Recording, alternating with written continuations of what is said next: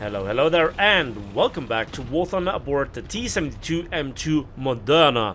And again, to make the same old joke again, no, it's not a vaccination, but it still has an additional needle. And that is the outstanding thing that sets this a little bit apart from so many other T-72 variants that we already have. Now, what is this tank? How can you get your hands on? Well, in the currently kind of still ongoing event Children of Arrakis, you can, well, put this thing together in a crafting event.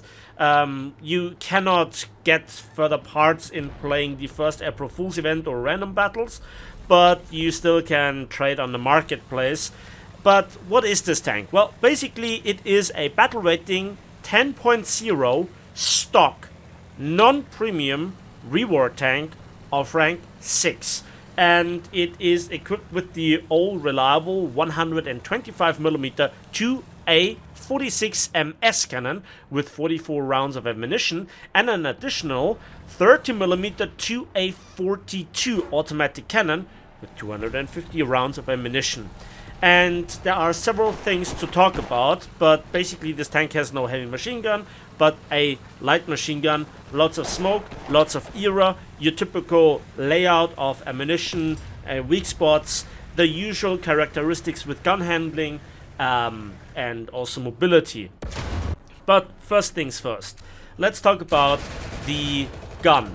We have the 125mm gun that can shoot stock a heat round, the 3BK12M, or also stock the 3OF26 HE round with 42mm of penetration. And then you get a rank 1 APFSDS, the 3BM22, and then the Tabna round, the rank 4 APFSDS. And that is actually really good because it has 509mm of normal penetration, and at 60 degrees angles of attack, it's a whopping 294mm. Combine this with really good thermal imaging, a really great laser rangefinder, and also the whopping 1690 meters per second muzzle velocity. You can really aim and shoot things at distance reliably. And everybody that knows the 125mm knows also that you have only 3 crew, but it doesn't really matter because you have an autoloader to begin with. And that gives you 7.1 seconds independent of your crew skills. Now, the next thing is this ammo rack that supplies the gun and the autoloading mechanism is this huge carousel. I'm explaining this for those who might not have that much experience with Russian tanks. If you get shot in the lower glacis or from the side, it's almost impossible to miss ammunition and you blow up. And you then see the spectacular Soviet-era designed emergency turret ejection system at work. Good for the enemy, not so good for you. But now let's talk about the 30mm. And it only has one ammunition belt, which is a mixture of armor-piercing tracer and high explosive rounds. And from what I see, those two have two different trajectories, and the 65mm of penetration on the AP is decent enough if you want to shred some really lightly protected target, but it's also nice versus helicopters because you have the high explosive to deal damage, but also the AP to give you that module penetration damage if needed. And it is coaxial, although you can elevate it to, hold on, 45 degrees, which is really nice. However, if your turret ring is damaged and the enemy is right next to you, you can't do anything. The gun is only movable in the vertical, not the horizontal. Let's talk about the gun handling. That is the combination of 6 degrees of gun depression and 13 degrees of gun elevation for the main cannon. We have also not the fastest turret rotation speed with only 20 degrees per second, and the gun elevation speed is actually pretty tragic. Some World War II tanks, although most of them are actually better, because here you have only 3.5 degrees per second. That's not really good, right? Now let's talk about the mobility. Now, forward, the tank is actually not that bad. The 850 horsepower strong engine propels the 44.5 ton tank to a theoretical top speed of 60 kilometers per hour, but in reverse it's really painful. You really get the German Panther feeling with, in reverse, 4.2 kilometers per hour.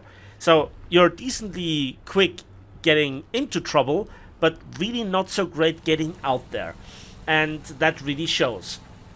Now, then you have no neutral steering. If you don't pick up speed, the turn is actually really sluggish, and the acceleration with less than 20 horsepower per ton is also not that great. But this tank is not really slow. There are not really that many slow tanks at this battle rating, but it's definitely not on the higher ends of the spectrum.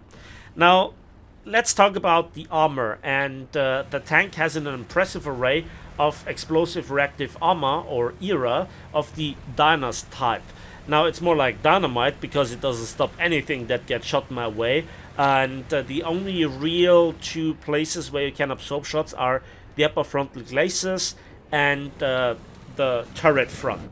However, you have those usual weak spots, which are like a cross, and that is the entire turret ring area, then the gun breech region, and also the driver's hatch. So everybody automatically aims at the gun at top tier or higher tiers and knocks out your gun breech just to get not shot and then to finish you off while you're busy repairing.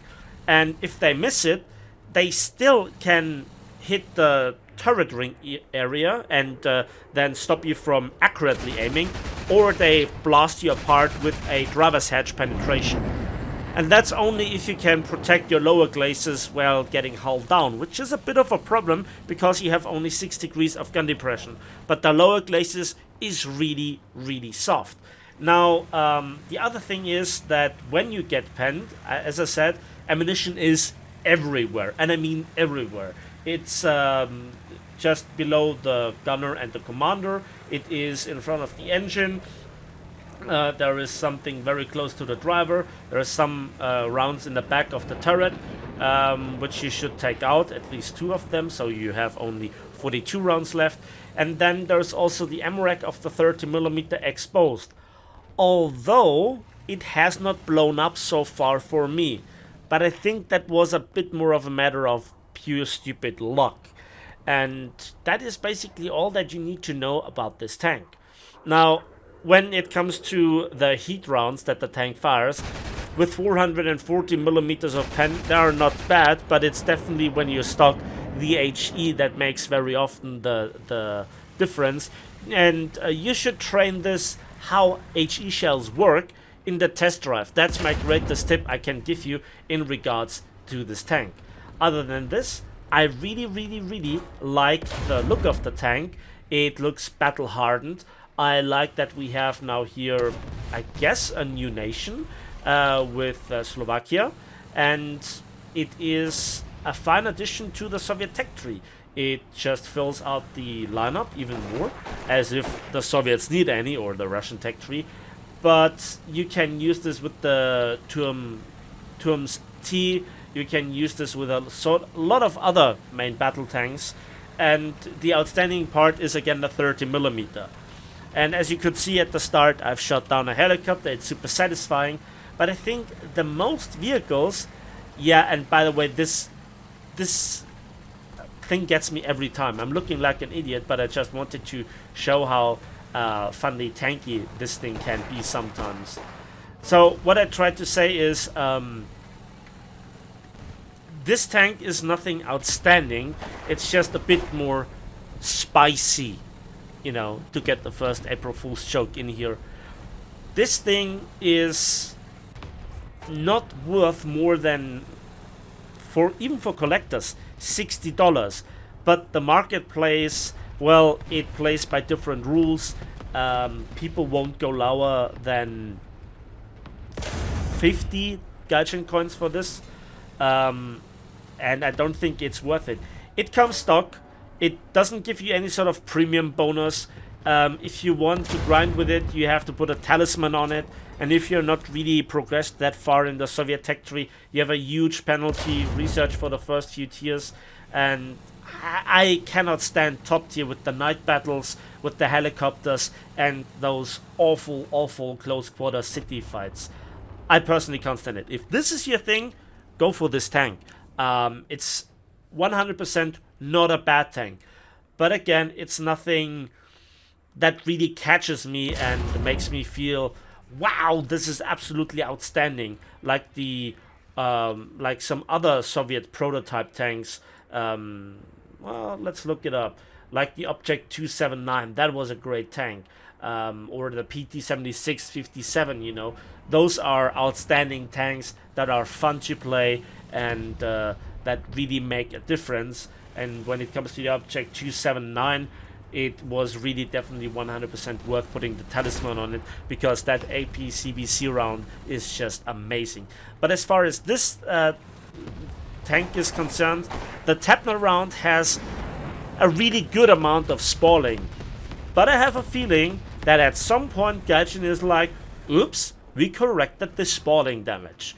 And, you know, you have your Joe average T-72 plus a 30mm. And that's basically all that it is. I made it that much in detail because maybe a few people are out there who just are not that experienced with what top tier Soviet main battle tanks are like.